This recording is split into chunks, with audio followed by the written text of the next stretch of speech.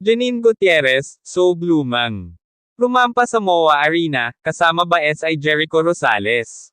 Mukhang mas lalong nagiging blumang at glowing si Janine Gutierrez nitong mga nakaraang linggo. Spotted ang aktres sa isang high-profile event sa MOA Arena, at hindi lang fans ang napahanga sa kanyang stunning look, kundi pati na rin ang mga kapwa celebrities. Suot ang isang eleganteng designer outfit, nagningning si Janine habang rumampa at dumalo sa event na pinag-usapan sa social media.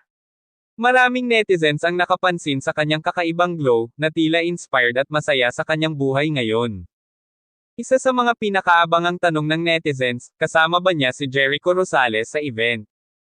Ayon sa ilang sources, walang official photos na magkasama sila sa loob ng venue, pero may ilang eyewitness accounts na nagsasabing dumalo rin si Jericho sa parehong event. May mga fans na nakakita raw sa kanya sa VIP section, at tila nakamasid sa rumarampang si Janine. Dahil dito, mas lalong lumakas ang espekulasyon na all is well between Janine and Jericho, kahit hindi sila palaging magkasama sa public events, mukhang tahimik pero solid ang kanilang samahan. Dahil sa blumang aura ni Janine at sa patuloy na sightings kay Jericho, hindi maiwasang kiligin ang mga fans.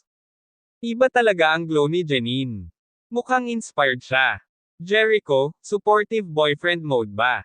Hahaha, sila na talaga. Janine dagdag Jericho katumbas power couple. Habang patuloy ang kanilang successful careers, marami ang nagtatanong kung mas magiging open na ba sila sa kanilang relasyon.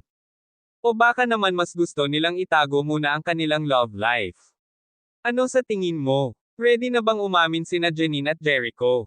Abangan natin ang susunod na pasabog. Huwag kalimutang mag-subscribe sa Celebrity Hub para sa latest updates.